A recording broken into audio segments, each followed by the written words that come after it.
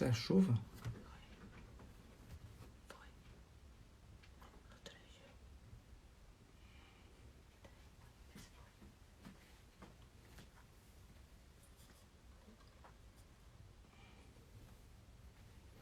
Boa noite.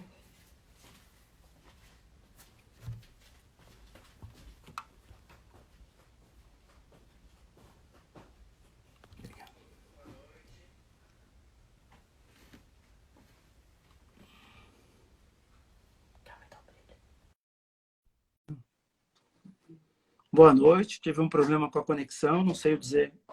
Testei a conexão aqui, a internet está rápida, mas meu. Tudo bem, doutor Alfredo? Tudo jóia? Boa noite. Tomou um susto aí com a conexão, né? Não, o engraçado é que a minha conexão tá boa. Eu tenho o teste dela, ela tá com 38, mas o Ah, Instagram é? tá bloqueando. O que eu fiz? Eu entrei por outro celular, cadastrei, entrei no Instagram pelo outro celular e ele foi. De qualquer forma, te peço desculpas. Que isso? E as pessoas estão entrando aí novamente. Sem dúvida. Agradeço a sua participação. Eu Perdemos que aí alguns agradeço o minutos. convite. Obrigado. Perdemos alguns minutos, mas vamos em frente. Vamos embora. Nós estamos no 13º programa. É uma honra recebê-lo, doutor Alfredo Scaff. As coisas boas são mais difíceis de acontecer, né? Então é sinal que a nossa live vai ser muito boa. Com certeza. Peço desculpas aí pelo contratempo, mas realmente não sei o que aconteceu. De qualquer forma, esse 13º programa, nós vamos falar de atuação pública e privada na pandemia com foco jurídico. Dr. Alfredo Scaff Filho é um querido, acima de tudo, formado em Direito pela PUC Campinas, fez especialização em Negotiation Business, meu inglês é lindo, né? Negotiation Business International e liderança em Harvard, inglês na NESE, participou de diversos órgãos públicos, como a OAB, CETESB, DECAP, Casa Civil, entre tantos outros, professor na Unip, na OAB, em cursos preparatórios, FAAP, presidente do BAC, Brasil América Council, na Flórida, conselho que incentiva o diálogo entre empresários e líderes políticos nos Estados Unidos e no Brasil. Além de tudo isso, é sócio da SCAF Consultoria e um advogado brilhante, um grande empresário, um querido amigo. E essa noite eu tenho o privilégio de compartilhar com vocês, Scaff, essas questões de atuação na pandemia, tanto no aspecto público como privado. A gente tentar traçar um paralelo do que tão de errado acontece nesses momentos, que não deveriam, tanto da parte pública como em algumas atividades privadas, e, ao mesmo tempo, esse paralelo com atividades positivas. O nosso objetivo, para todos vocês que estão nos ouvindo e nos assistindo, nosso objetivo principal é trazer uma visão sobre o que efetivamente o público e o privado tomaram de atitudes e de decisões equivocadas, principalmente equivocadas, nesses momentos de pandemia. Esse é o objetivo, é trazer uma discussão ampla sobre essas questões todas. Eu queria agradecer mais uma vez a sua presença, repetir o meu pedido de desculpas, por esse tropeço inicial. Até agora eu não sei o que aconteceu. Agradecer a Fernanda, minha filha, que me salvou, porque o meu estava travando o meu vídeo, e aí ela trocou o meu celular com o dela e está tudo bem. Vamos em frente. E queria te passar a palavra para fazer os seus esclarecimentos iniciais, e a gente vai fazendo um bate-papo bem descontraído. Obrigado, Morello. Olha, eu fiquei uma surpresa extremamente agradável ser convidado por você. Eu tenho acompanhado as suas lives, um conteúdo brilhante.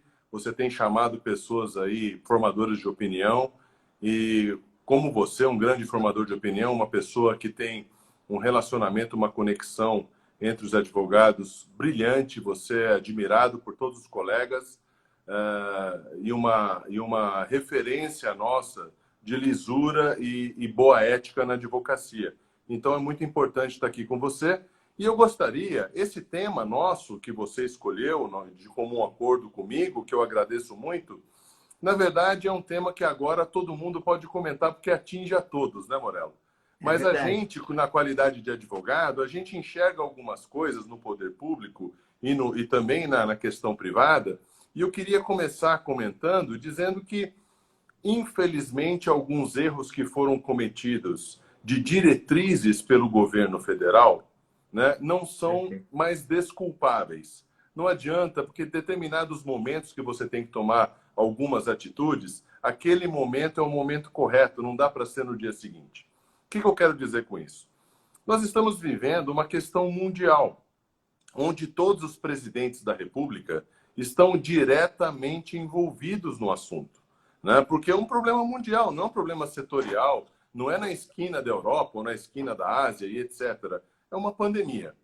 O que aconteceu com o Brasil? O Brasil não é Portugal, não é a Suíça, onde, obviamente, o presidente ele tem o comando, né? O território é pequeno, geograficamente é mais fácil de você estar em Sim, todos os lugares e comandar.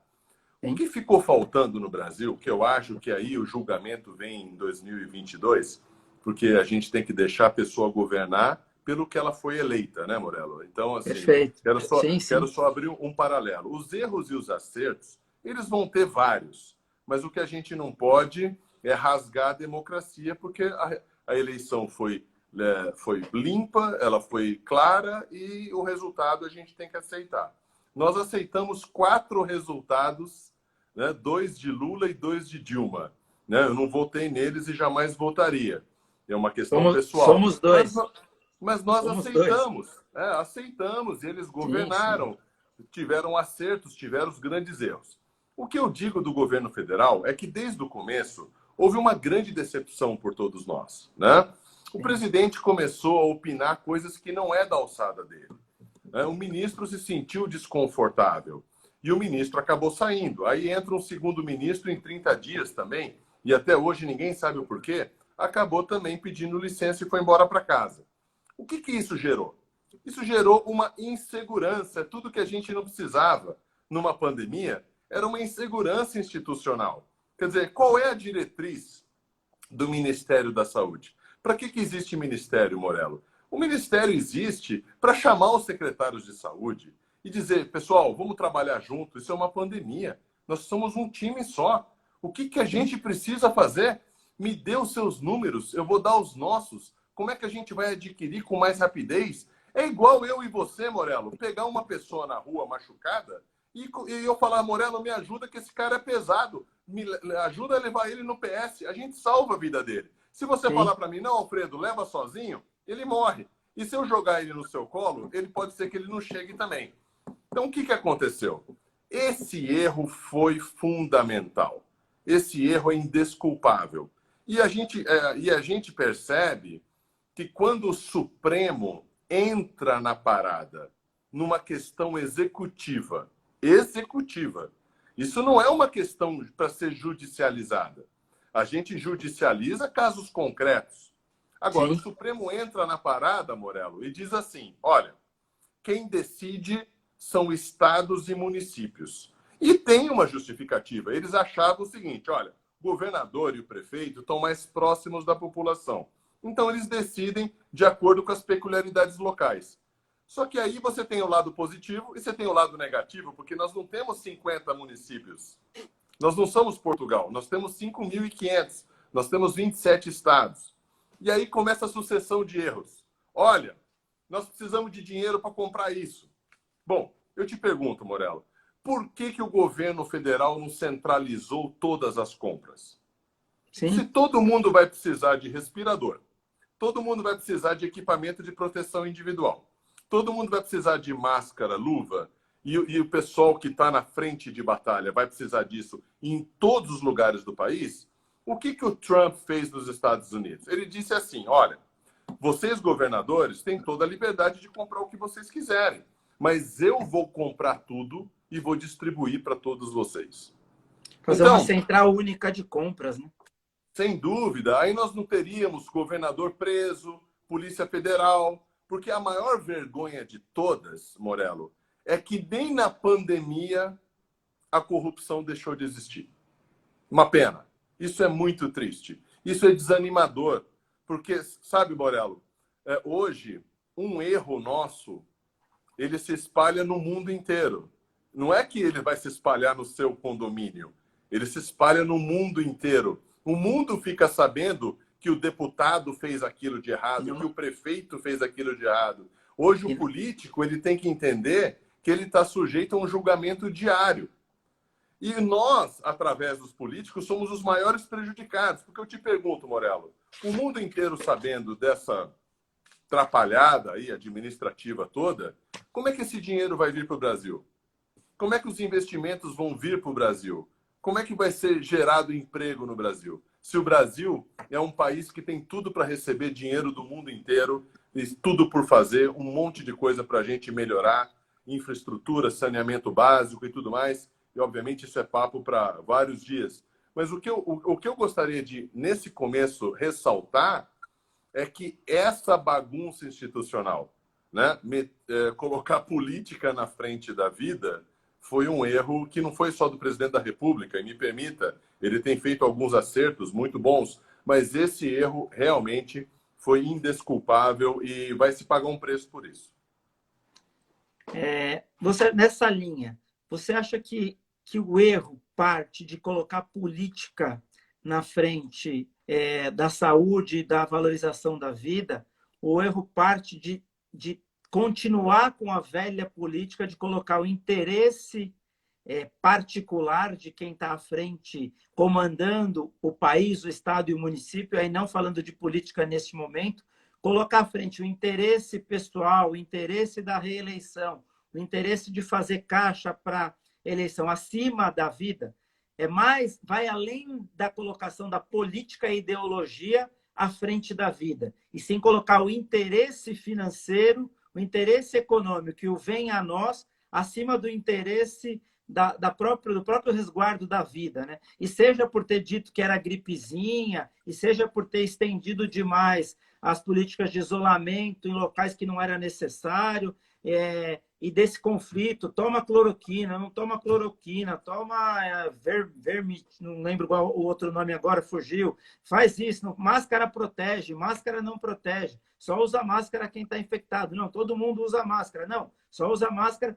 quer dizer, ou seja, sai de casa, não sai de casa, o vírus sobrevive 72 horas no plástico, 24 no papelão, 40, não, o vírus não sobrevive. Hoje saiu uma pesquisa, inclusive, não me lembro agora, eu ouvi rapidamente, não me lembro agora de que instituição, mas de uma instituição respeitada mundialmente, já dizendo que o vírus em qualquer superfície não sobrevive por muito tempo.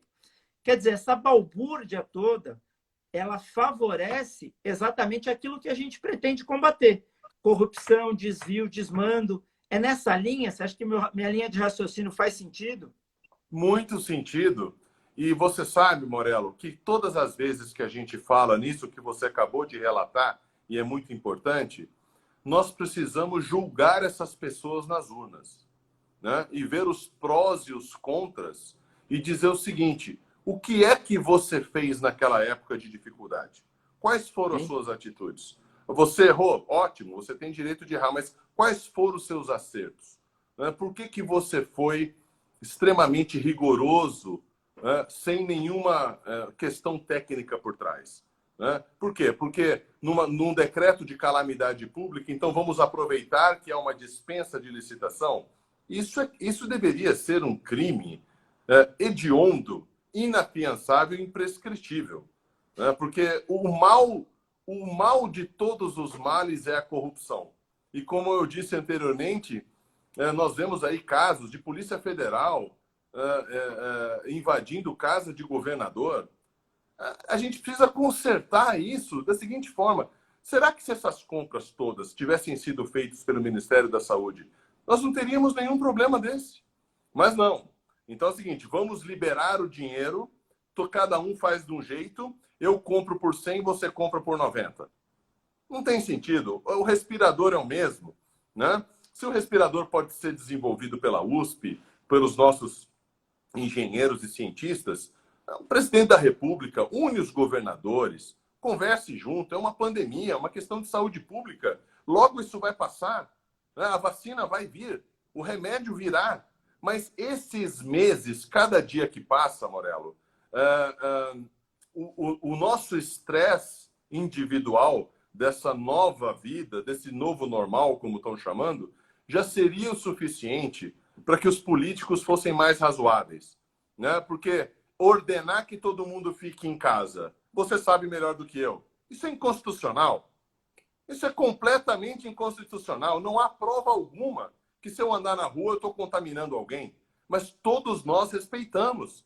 A gente fez pelo coletivo, né? Sim. E eu te pergunto, qual é a parte que você fez, político? O que você fez?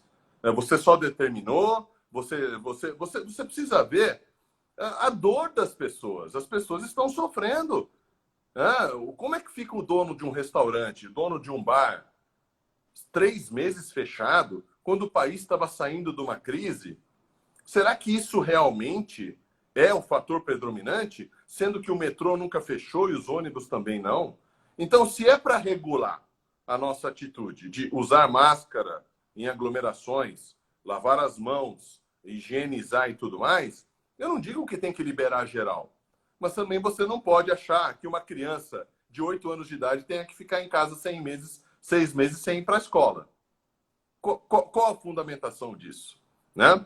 E quando você fala da atuação do advogado em tudo isso, eu percebo, Morello, que nós poderíamos ter uma cartilha de tudo isso, né, como se fosse uma cartilha de defesa civil, para que todos nós pudéssemos auxiliar as pessoas. Nós não fomos demandados, né? A OAB Nacional, o Ministério Público, o próprio Judiciário. Por exemplo, vou te dar um exemplo aqui, sem querer envolver outras instituições, mas não seria muito simples instaurar uma vara judicial somente para analisar questões relativas à pandemia? Ou 2, ou 3, ou 10 juízes? Porque é uma questão emergencial. Quer dizer, até porque ela vai se repetir, os casos vão todos se repetir. É uma repetição dos mesmos casos, porque os problemas afetaram a todos da mesma forma. Pegando esse gancho que você disse, eu não tenho a mínima dúvida, e aí não fazendo defesa pessoal, mas ao mesmo tempo fazendo-a, eu não tenho a menor dúvida que se o Durso tivesse à frente da OAB ou o Marcos da Costa em São Paulo, a gente com certeza teria a cartilha e teria a OAB tomando a frente e sendo protagonista. Eu não tenho a mínima dúvida disso, e eu falo porque eu participei dessas gestões, tanto do Durso como do Marcos da Costa, e com certeza a OAB teria sido protagonista e não estaria escondida. Essa é a minha opinião, sem entrar muito na questão de OAB, mas você deu esse link da OAB e realmente me parece que a OAB, eu acho que a OAB Nacional até com o Felipe Santa Cruz, ela até tentou ser protagonista sim. O Felipe Santa Cruz tomou a frente, bateu, brigou com o governo federal, defendeu a advocacia, defendeu vários aspectos, mas me parece que a OAB de São Paulo, eu não diria que se acovardou, porque as pessoas que estão lá são pessoas dignas também, mas ela não soube ser protagonista no momento que precisava. Então, isso também tem, como você colocou de 2022, isso também tem que ser visto pelos advogados nas próximas eleições, independente de quem seja o candidato.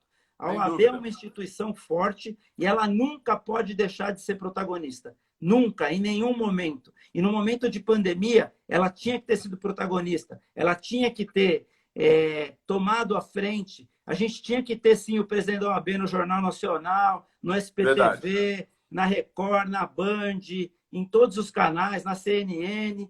A OAB tinha que ter sido protagonista. E isso a história vai cobrar. É verdade. Olha, desculpa o meu desabafo. Que eu vivi esses anos todos ao lado do Durso e do Marcos da Costa, não tem como eu não deixar de fazer essa defesa. Vamos lá, depois a gente volta para esse assunto. Vamos, uma coincidência. Quando eu tinha um programa que passava às 9 da noite na TV comunitária, segunda-feira, o primeiro entrevistado meu foi o Marcos da Costa. Foi o presidente da OAB, porque eu, como advogado, queria prestigiar o presidente da minha entidade. Mas pegando um gancho com o que você falou, eu vou fazer um paralelo. Você sabe que a Polícia Militar de São Paulo tem 130 mil homens e é considerado o segundo maior exército da América Latina, só atrás do Exército Brasileiro. Pois é, Morello, o nosso presidente da OAB não sabe, eu acho, que ele tem 400 mil advogados, né? que esse exército pode fazer um bem muito grande para a coletividade. E em época de pandemia, você imagina se nós tivéssemos um incentivo, uma liderança que pudesse nos incentivar a ajudar as pessoas, a colaborar com consultas, a colaborar tirando dúvidas, né? Fazer com que o advogado tivesse entrada privilegiada para defender o interesse das pessoas, e esse interesse indisponível, Morello, não se dispõe de saúde. Então, sinceramente, faltou muita sensibilidade. E aquilo que eu te disse, não adianta fazer hoje mais. Hoje não adianta mais. O timing já foi, né? Se alguém estiver nos ouvindo, não adianta copiar mais. Isso tinha que ter partido do início. E essas coisas, esse timing, que nós não podemos perder. Então, eu concordo com você. A história vai cobrar. E, assim, quem está na chuva é para se molhar. Você quer ser presidente de uma entidade? Faça jus à grandeza dela. E é uma entidade que sempre foi protagonista, né?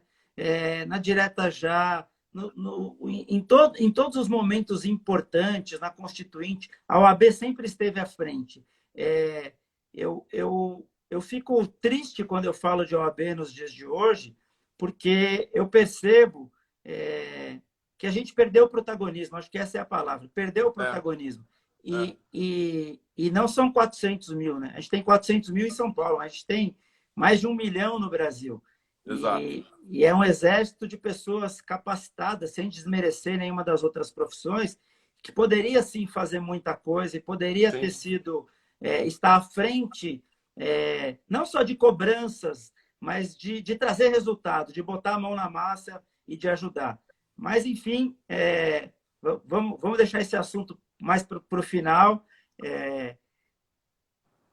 Vamos voltar para o que a gente estava falando. Você estava falando da questão pública. Vamos falar um pouco mais da questão pública. Você falou um pouco do Supremo Tribunal Federal. Você acha que o ativismo judicial, ele impera de uma maneira prejudicial à sociedade ou não? Porque se fala muito em ativismo judicial, o judiciário extrapolando as suas barreiras, a confusão entre os três poderes, quer dizer, impede que o presidente da República, certo ou não, nomeie um ministro, aí interfere diretamente nas nomeações, impede que ele nomeie o diretor da Polícia Federal, independente de qualquer coisa, é prerrogativa dele. Se ele colocar uma pessoa lá que não é capacitada, a gente tem que votar lá em 2022 e falar, eu não voto mais nesse cidadão, porque ele não cumpriu o que ele devia ter cumprido, porque ele colocou uma pessoa por interesse próprio na Polícia Federal. Mas interferir diretamente, me parece sim que é ativismo. E é um ativismo que vem para colocar em risco, e que a gente não percebe, para colocar em risco toda a democracia. Porque coloca em risco a democracia. E sabe de uma coisa, Morello? Fazer só um trocadilho aqui. Ativismo não combina com juiz. Juiz não é ativo, juiz é passivo. Ele é provocado. Então, aí você vê assim, juiz abrindo geladeira e dando entrevista. Não é normal. Não é normal. Isso é um ativismo contra a imparcialidade da própria carreira que ele entrou. Eu percebo que o Supremo, ele está, em algumas decisões, ele está sendo desproporcional e não está tendo uma certa razoabilidade. Porque você, quando erra numa decisão judicial, você acaba promovendo a pessoa que você errou. Né? Então, você prende uma pessoa que estava lá na porta do Supremo xingando as paredes e você nivela por baixo e manda prender essa pessoa. Aí você tem a Ignorância SA, que é a maior indústria do mundo, que diz assim, nossa, você viu que injustiça? Eu vou votar nessa pessoa. Aí o cara entra na cabine de votação, pensa que é banheiro químico e vota naquela pessoa. Desculpa a expressão da palavra, é a grande verdade. Esse é o erro maior. Esse é o erro maior da democracia. Eu percebo que nós, advogados, quando falamos do próprio Poder Judiciário, nós estamos falando da gente. Porque o artigo 133 da Constituição, ele diz que nós, advogados, a advocacia é imprescindível à administração da justiça.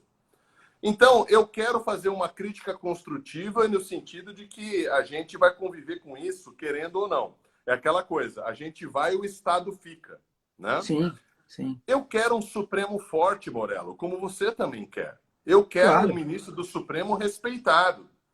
Mas, a partir do momento em que você tem uma conta do Twitter, você, ministro da STF, tem uma conta no Twitter, você tem que, se você quiser se manifestar sobre um despacho do prefeito do interior do Piauí, você vai ter que aguentar crítica, porque lá é um fórum aberto. E eu acho que o ministro do Supremo não poderia participar de fórum aberto, porque ele dá a opinião máxima e última instância do que nós vamos ter que respeitar como profissionais, como cidadão. Então não tem sentido. Ah, mas eles querem, como eu disse, abrir a geladeira da entrevista, eles querem tomar decisões monocráticas.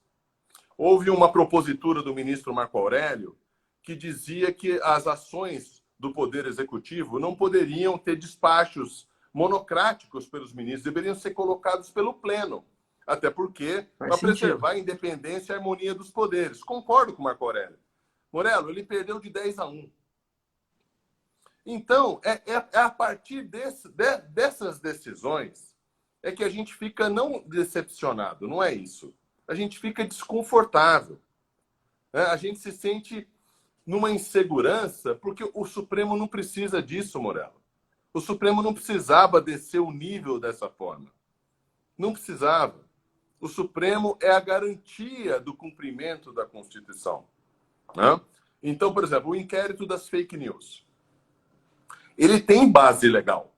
Não tenho dúvida.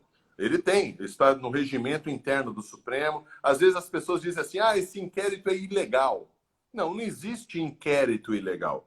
Todo inquérito, ele é administrativo, ele apura. Quem vai oferecer uma denúncia para eventualmente pedir punição para quem cometeu o crime é o Ministério Público. Né? Então, assim, o que o ministro Alexandre de Moraes está fazendo não tem nada demais. Ele está presidindo um inquérito baseado no regimento interno. O que eu não concordo, Morello, é o seguinte. Eu aprendi na faculdade uma coisa que eu nunca mais esqueci, que o professor dizia o seguinte. Sabe como é que nasce uma lei? A lei nasce de um fato social moderno valorado. Você coloca um monte de valor nesse fato e ele vira lei. Qual é o fato que nos acompanha hoje, que está nos acompanhando agora? A mídia social. Nós estamos todos os dias ligados nisso. Então, você quer um fato mais relevante do que a mídia social? É o que mais merece regulamentação hoje no mundo, é a liberdade de expressão na mídia social. Ou você complementa e relativiza e regra isso, ou está valendo a liberdade de expressão total. Porque enquanto não tiver regramento, Morello, nós só temos aquele crime de difamação, crime de injúria, crime de calúnia, que já está previsto. Até porque fake news não é crime, né? Fake news não é crime. Sim. A fake news, ela é uma coisa muito séria que pode fazer um estrago muito grande, dependendo do dolo da pessoa, da vontade de prejudicar. Né? Não aquela notícia que chega no seu celular e você, sem nenhum propósito de prejudicar alguém, você passa para o seu amigo e ele diz assim, olha, isso foi em 2011, você está enganado. Isso não é fake news. Fake news é você propagar indistintamente num número muito grande de pessoas, no sentido de prejudicar e danificar a moral de uma pessoa dolosamente. Então, a partir do que a gente precisa urgentemente legislar sobre isso, eu acho que o Congresso Nacional devia estar debruçado fazendo isso. Né? Dizendo mas, o seguinte, mas não do jeito que eles estão tentando fazer, né? Sim, porque você não pode torcer a liberdade de expressão a título de dizer, agora você vai me respeitar na marra. Não dá. Isso não dá para fazer. Né? Não dá para ganhar da liberdade. A liberdade é absoluta. E se você for regular a liberdade, você tem que regular na forma da lei penal. Então, por exemplo, eu tenho toda a liberdade de conversar com você, desde que eu não te difame. Sim. Porque daí eu passei da minha liberdade e ofendi a sua liberdade. Perfeito. Então, quando se tira A, B, C e se corta a conta no Twitter de uma pessoa porque ela falou bobagem, você nivela por baixo, Morello. Que Você não tempos pode fazer isso. vivemos. Que Que tempos tempos vivemos. vivemos. E você sabe que aqueles que mais combateram a censura, que amam relembrar a ditadura de 64, são os ditadores de hoje. Né? O mundo é tão redondo que eles correram atrás do rabo. E eles se olham no espelho e eles estão vendo, pô, será que eu não sou o ditador de hoje? Mas... Então, quando... Não, pô, vai. É que político normalmente muda de lado com facilidade, né? Ele é a favor do Bolsa Família, mas quando ele está do outro lado, ele é contra. Aí ele é a favor da reforma tributária, mas quando ele está do outro lado, ele é contra. Ele é a favor da reforma da Previdência, mas aí quando ele está do outro lado, ele faz greve para que não tenha reforma da Previdência. Sim. Quer dizer, na verdade, não é o interesse público, né? É o interesse privado daquele partido, ou daquele político, daquela ideologia. E enquanto a gente não virar essa chave através do voto e da educação, a gente vai estar fazendo uma live velhinho aqui falando a mesma coisa. Falando a mesma coisa, e assim, e me parece que a classe política quer inviabilizar a escolha. Porque um país que tem 35 partidos atuantes não tem ideologia. Né? Nós não vamos conseguir ter ideologia. Então, aí, os extremistas, Morello, se aproveitam disso e dizem o seguinte, olha, vocês aí, 33 partidos, ficam brigando aí no meio, negociando seus cargos, e nós somos os extremos. Na hora da votação, todo mundo esquece desse meião. A gente vai nos extremos. Né?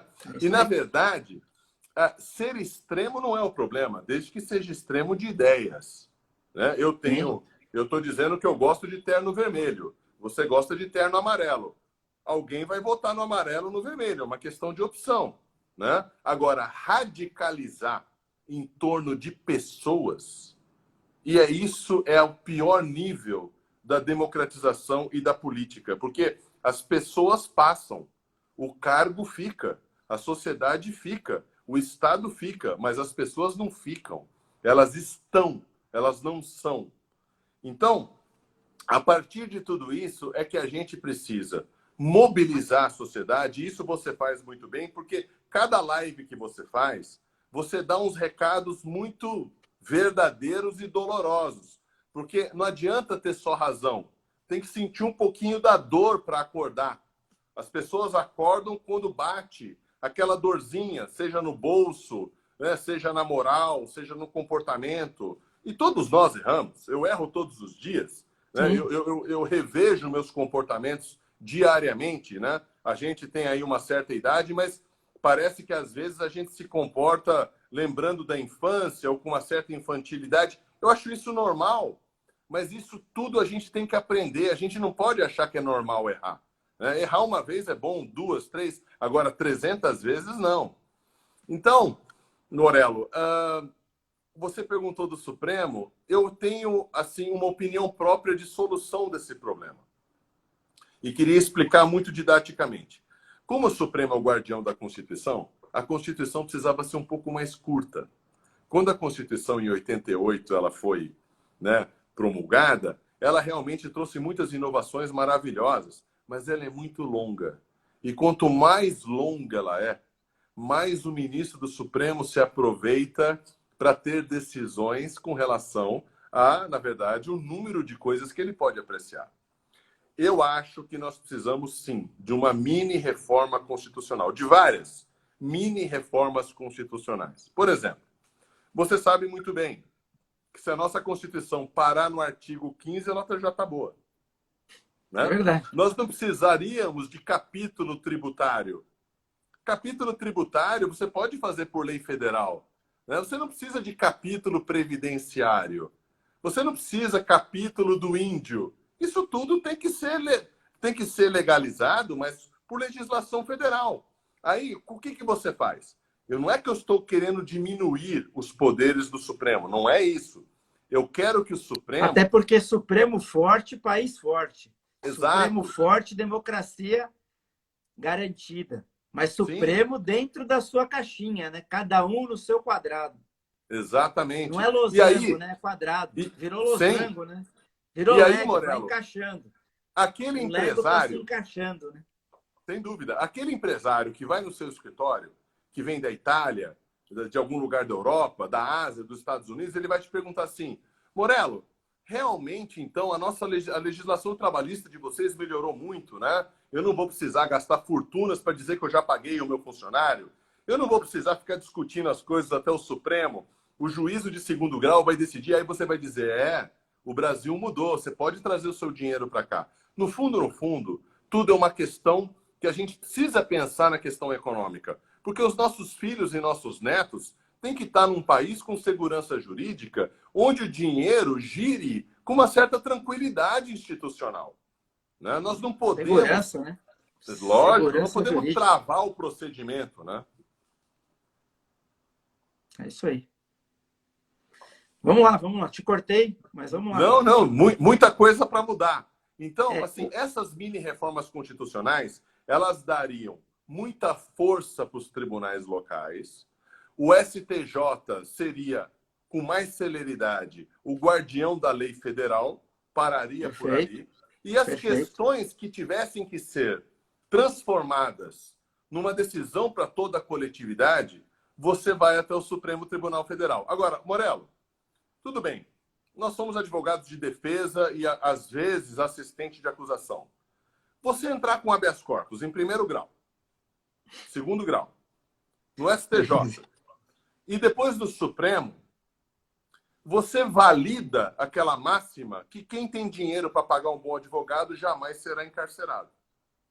É Porque verdade. o Supremo não pode analisar uma situação puramente individual.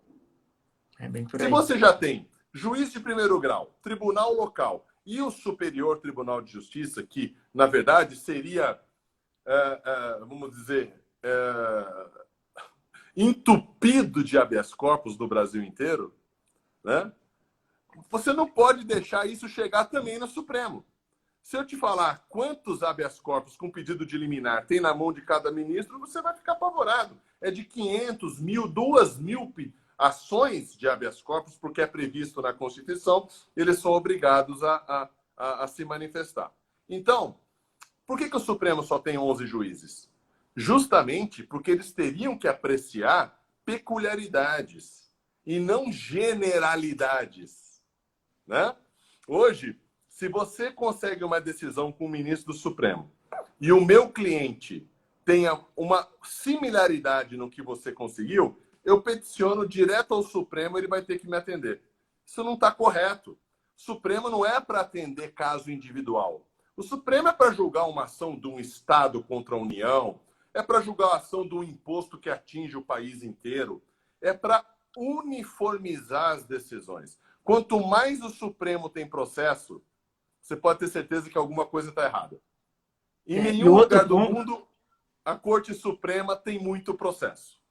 eu acho que um outro problema que a gente vê no Supremo é que personificou, está personificado.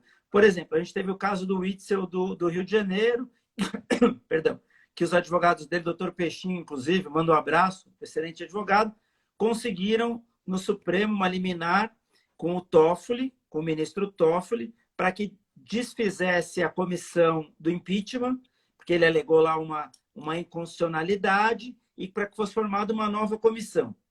Aí eu ouvi ontem uma entrevista do presidente da Assembleia Legislativa do Rio de Janeiro, dizendo que a Assembleia vai recorrer, mas vai esperar para recorrer quando o ministro Fux voltar, que ele assume a presidência. Ou seja, ok, mas ou seja, a gente chegou num ponto do Supremo, que talvez venha do Twitter, da exposição de, entre aspas, se conhecer posições em que o jurisdicionado ele aguarda para poder recorrer, ou seja, a justiça não deveria ter cara, não deveria ter rosto. E eu não estou falando mal de nenhum ministro, não estou colocando em jogo nada, de forma alguma. Eu respeito todos os ministros, não concordo com todos eles, mas respeito todos os ministros, eles estão lá, eles têm que ser respeitados. Mas me parece que no momento em que você ouve um presidente de uma Assembleia Legislativa dizendo nós vamos recorrer, mas vamos aguardar após o dia 1º porque encerra o recesso e aí eu vou ter o meu recurso analisado por outro ministro, me parece que alguma coisa está equivocada. Outra coisa também que faz o descrédito do Supremo, eu aprendi na faculdade que tem uma coisa que chama suspeição.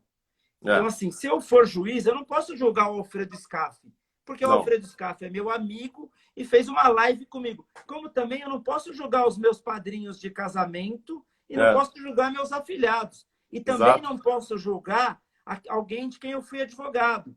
Então, se eu fui advogado do Partido dos Trabalhadores, eu não posso julgar o Partido dos Trabalhadores. Se eu fui advogado do PSDB, eu não posso julgar o PSDB. E aí parece que tudo isso foi para o espaço, porque ninguém mais se reconhece como suspeito. E eu nem estou questionando as decisões, porque eu não estou dizendo que pelo fato de não ter se dado como suspeito tenha favorecido ou não. Pelo contrário, até algumas das decisões foram contrárias às pessoas que talvez tivessem vínculo. Mas o que precisa ser entendido é que o Supremo é o órgão máximo. E o órgão máximo precisa estar num lugar guardado, cautela, respeito, tem que ter licitude, tem que ter uma coisa em que se olhe para um ministro e a pessoa sinta arrepio. Eu estou diante de um ministro do Supremo Tribunal Federal. Para que eu possa olhar para o meu filho e falar, olha, está vendo aquele senhor ali? Ele é ministro do Supremo Tribunal Federal, o órgão máximo da justiça. E não que eu tenha que ouvir num voo todo mundo xingando o ministro, todo mundo maltratando o ministro no restaurante. Então, assim, alguma coisa está errada. E aí, sem colocar, repetindo e sem nenhum medo, tá? Não tenho medo de nada, mas para que também seja justo. Eu não estou colocando em discussão nenhuma decisão.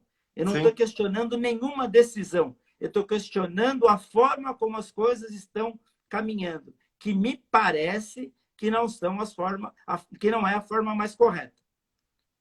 Devolvo para você. Vamos lá. E olha, isso tudo que você está falando, a gente, sempre quando a gente está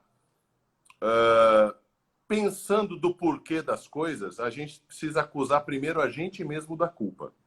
E a culpa de tudo isso que está acontecendo foram os exageros dos próprios ministros. Eles sabem, eles são pessoas extremamente preparadas. Eles sabem que houve exageros. Sempre houve alguns exageros por parte de decisões monocráticas, de opiniões políticas, de ativismo judicial, né? de ministros opinando em nomeações. Isso aí estraga a posição da pessoa. Estraga. Isso azeda o relacionamento. E antigamente, Morello, antes da mídia social, não se sabia o que era um portal da transparência, não se sabia quantos funcionários tinham em cada gabinete, não se sabia quantas pessoas ganhavam. Era tudo uma questão assim, olha, ele está no poder, ele que desfrute do poder, uma hora ele sai. Hoje não. Hoje todos nós somos controladores dos impostos que a gente paga. Então essa mudança de atitude é que eu enxergo um Supremo com uma reforma constitucional mais tranquilo. Um Supremo cujo ministro seja um colaborador. Ele não pode entrar lá para ficar 30 anos, Morello. Ninguém pode entrar num Supremo Tribunal Federal com 42 anos de idade. Me desculpa. Que experiência que essa pessoa tem? O ministro do Supremo tinha que ter idade mínima de 55 anos. Ele tinha que ter mandato de 10 anos. Ele tinha que pensar assim, não vou largar o meu escritório com 100 advogados que faturam uma fortuna. Eu tenho, na verdade, tudo isso para deixar para o meu filho. Eu não posso deixar os meus clientes. Olha, presidente, muito obrigado pelo convite, mas eu quero continuar na advocacia. Eu não quero ser ministro do Supremo. Eu agradeço muito. Outros vão dizer assim, não, eu dou aula há 30 anos, eu tenho doutorado, né? Eu já participei de várias comissões internacionais, né? Eu sou referência do direito constitucional. Eu aceito colaborar e ser ministro do Supremo por 10 anos. Esse cara vai colaborar, ele não vai enriquecer, né? Ele não vai vender sentença, ele não vai negociar, ele vai ser uma referência, ele vai ser um ícone, ele vai ser aquele cara que você vai olhar e vai falar assim, poxa, esse cara foi para lá para colaborar, ele foi para lá para uniformizar, Ele foi para lá para deixar o Supremo mais inteligente, para deixar a classe jurídica mais confortável. Porque, olha só, quando você disse que a OAB tem um timing para se manifestar, a quem mais interessa um juiz forte do que a nós advogados? Eu quero um juiz forte, eu quero um juiz respeitado, eu quero o Ministério Público, Morello, sabendo que ele é parte e que ele é fiscal da lei. Eu não quero o Ministério Público dando vareta em jornal nacional. Eu quero que cada macaco vá para o seu galho.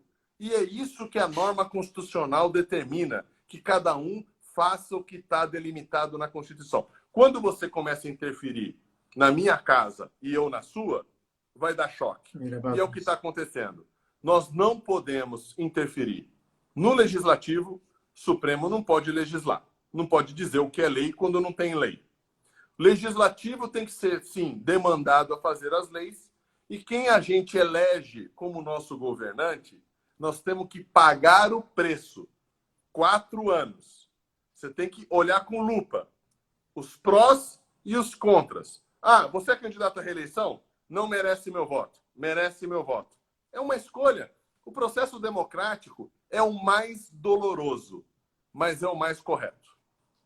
Deixa eu te fazer uma última provocação do Supremo. A gente está caminhando aí, já passamos da metade. Eu queria fazer uma última provocação. As votações do Supremo viraram fla-flu. Então, qualquer votação no Supremo, de alguma importância, ou quando envolva alguém importante, virou um fla-flu. Então, você tem lá no boteco, na padaria, o lado de cá e o lado de lá.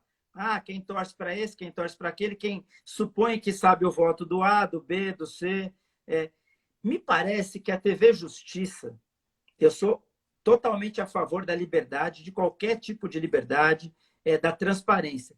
Mas me parece, eu me questiono às vezes, se a TV Justiça transmitir os julgamentos online em tempo real do Supremo Tribunal Federal, ela não estaria, de certa forma, trazendo também um desgaste. Por quê?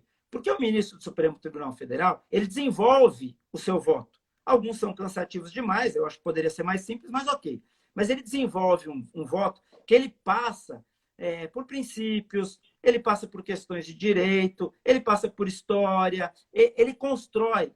E aí, quando eu não tenho o conhecimento técnico, eu só assisto como um fla-flu, isso não faz com que eu, de certa forma, traga insegurança e um desrespeito. Por quê? Porque a partir do momento que eu posso estar tomando uma cachaça ou tomando uma cerveja e, ao mesmo tempo, assistindo um ministro do Supremo, que é o cara que tinha que me arrepiar, eu também não estou expondo o Supremo de uma forma equivocada. E aí, assim, por que eu te coloquei isso, que é um pensamento meu? Porque, ao mesmo tempo em que eu imagino que isso é ruim, eu me pergunto se impedir o acesso a esse julgamento não seria impedir a liberdade e a transparência total. Qual que é a tua ideia com relação a isso? Olha, sinceramente, a tua colocação é perfeita e eu, assim, a especificidade dela me alegra muito. Olha só, vamos fazer um trocadilho. Por que a gente não coloca câmera em todas as salas de cirurgia do Einstein e do Sírio? Eu quero assistir. Perfeito. Entendeu? Aí eu vou dizer, ó, tá vendo? O médico errou. E eu não conheço do assunto. Eu não posso dizer se ele errou ou acertou. Não fui eu que estudei medicina. Ele é um cirurgião. Ele estudou 20 anos para chegar naquele ponto. Então, o que você falou, realmente, nós precisamos separar. Eu não gostaria que o julgamento do meu cliente fosse televisionado. Eu acho que ele tem o direito à privacidade. Eu tenho o direito à privacidade de sustentar oralmente os argumentos a favor do meu cliente. Agora, Morello, a ação do Estado de São Paulo contra a União, em virtude de uma briga de 200 bilhões de reais, aí já interessa 48 milhões de paulistas. É diferente. Então, a sua colocação é perfeita. Essa opinião exagerada para dizer o ministro é ruim, ele é burro, ele é inteligente, o voto foi... A ignorância SA está se intrometendo em coisas que ela não conhece. E isso, para a nossa classe jurídica, não é bom. Então, como você falou, precisamos temperar esse assunto.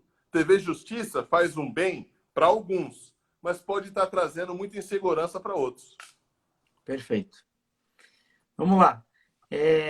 A gente falou do lado ruim. A gente tem algum exemplo de sucesso na pandemia, algo que a gente possa trazer de positivo, tanto do público como do privado, para também não ficar só no lado negativo e imaginar que a gente veio aqui para criticar todo mundo e para sair atirando. A gente tem algum exemplo positivo que a gente pudesse ressaltar? Olha, eu queria aqui, independente de erros e acertos, fazer essa colocação em torno de uma pessoa, que eu vejo que é uma pessoa que extrapolou até a sua função pública em detrimento da própria saúde individual. Eu quero aqui homenagear todos os prefeitos do Brasil, que eu tenho certeza que nenhum deles está dormindo direito, na pessoa do prefeito Bruno Covas. Por quê?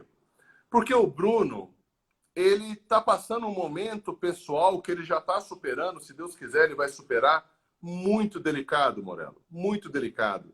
Esse moço não deixou de trabalhar um minuto durante a pandemia. Ele, em meio de tratamento, fora do tratamento, visitando o hospital, dando a mão para as pessoas, se preocupando, dormindo na prefeitura, longe da família, sinceramente. Olha, pode errar 100% o Bruno Covas, mas ele tem a minha admiração. Eu sei que ele não errou 100%, graças a Deus ele está acertando mais do que os eventuais equívocos. Mas eu queria só generalizar nesse ponto, em virtude de que alguns prefeitos, né, fizeram a população tomar ivermectina, outros são a favor. Quer dizer, você sabe quem que é o grande errado nessa história, Morello? É a mesma coisa o cara chegar aqui no seu consultório, no seu escritório, e falar que o Dr. Google também conhece das coisas. Então, eu acho que o Conselho Regional de Medicina e o Federal de Medicina deixou essa coisa muito espalhada. Eles deveriam ter regrado isso e dizer o seguinte: olha, quem entende de receita, de paciente, de médico, é médico, não é político. É outro que não foi protagonista. Exatamente. É outro que não foi protagonista. Não foi. Que era um momento de protagonismo do Conselho Federal. Exato. Falar assim, isso aqui pode, isso não pode. E não deixar na mão de político, porque o político Exato. faz política. Não deveria ser assim, mas é assim, Exato. né? Também faltou protagonismo dos conselhos federais. Com faltou certeza. Muito. A Petrobras fez algumas ações positivas. Eu andei dando uma pesquisada e ela doou testes, 600 mil testes, e ela realocou 3 computadores, eu até anotei o nome para eu não esquecer, 3 petaflops, que eles têm, cada um tem capacidade de processamento equivalente a 3 milhões de laptops. E ela fez um realocamento desses computadores para a Universidade de Stanford para a pesquisa do Covid. São ações positivas que eu acho que a gente tem que mencionar. Mas me parece que essa balança não é igual, né? Por mais que eu tenha hoje botado no Google, eu até tentei ações positivas durante a pandemia, ação pública positiva, né? Aí você tem lá o caso de um prefeito que acertou na abertura ou não. Mas, assim, aquela coisa de falar, nossa, esse é o cara, a gente não tem. E aí, quando você coloca lá, desmandos na pandemia, não para de... O Google carrega demais. Então, eu acho que esse cuidado público, nesse momento, as atitudes e o direcionamento público nesse momento de pandemia, mostra que a gente tem muito a avançar. Que a gente está muito longe do ideal. Sem dúvida. E você sabe que o povo brasileiro, ele é um dos povos mais fáceis na questão da solidariedade. E isso não foi explorado pelos políticos. Os políticos poderiam ter trazido, Morello, a classe empresarial do Brasil, que é uma classe empresarial que nos momentos difíceis ela se une justamente para fazer o bem, para fazer a doação do bem, para fazer um fundo do bem, né? Na verdade, gerenciado por essa própria classe empresarial. Então, assim, o que é melhor? Distribuir dinheiro para todo mundo comprar de qualquer jeito ou você centralizar as compras? O que é melhor? Dar dinheiro para governadores e municípios ou dizer assim, olha, em tempos de pandemia, a gente vai... Os repasses para a União vai ficar com vocês. Não era a mesma. Só que você, pelo menos, tem diretriz, você tem comando, você mostra liderança. E como você falou, Conselho Federal de Medicina ficou quieto, deixou o político receitar e agora não adianta mais voltar atrás, porque já perdeu o timing, né? É verdade. A gente está caminhando para os 5 minutos finais. Eu queria Obrigado. deixar livre para você passar pelo tema que você quiser, tratar de qualquer assunto, e aí a gente faz o encerramento. Então, eu queria, esses minutos finais, já te agradecer e deixar que você, obrigado. tema livre, fica à vontade, fala dos teus projetos. Eu queria que você falasse 1 minuto. Eu sei que você trabalha muito com estruturas internacionais, que são estruturas internacionais, empresas que querem ter algum tipo de capital fora, remessa de valores, é uma das suas atuações. Fala um pouquinho disso, de coisa bem rápido. Sim, sem dúvida. Que é O uma, nosso que é uma, escritório... que é uma das formas de atuação do teu escritório, né? Sim. O escritório que eu represento no Brasil, informalmente, como opinião legal, fica em Boca Raton. Então, nós temos uma cesta de produtos muito boas, no sentido de que a pessoa pode imigrar para os Estados Unidos legalmente, comprar imóveis da maneira correta, fazer o contrato social da maneira correta, ter a sua conta bancária como empresário, ter o seu número de Tax ID americano para justamente fazer a sua contabilidade. Você ter negócio num outro país do mundo, Morello, é absolutamente lícito e natural. As pessoas só precisam desmistificar isso um pouco e saber que a escolha do país que elas querem ir precisa, obviamente, consultar um profissional que diga os prós e os contras de tudo que você vai investir. E só para a gente terminar o nosso assunto, eu queria te agradecer muito essa oportunidade da gente expor essa opinião, ainda mais em época de pandemia, em que a gente fica um pouco travado, a gente tem necessidade de falar com os amigos, a gente não pode se ver muito pessoalmente, mas eu sei que o amigo como você é igual uma estrela. Pode não estar perto, mas eu olho para cima e eu sei onde ela está. Te agradeço muito pelo convite e pela sua lealdade e amizade comigo. Obrigado. Bondade sua. Eu queria agradecer as pessoas que têm nos acompanhado, dizer que eu estou bastante feliz com esse projeto, compartilhado com amigos. É o 13º programa e a gente só conversou com pessoas do bem, com pessoas capacitadas, pessoas que me ensinam. Eu ouço das pessoas, eu tenho assistido e tenho aprendido. Na verdade, eu tenho aprendido muito com vocês. Para mim é importante fazer esse programa. Dr. Lauro de Campos, obrigado, acabou de bater palma.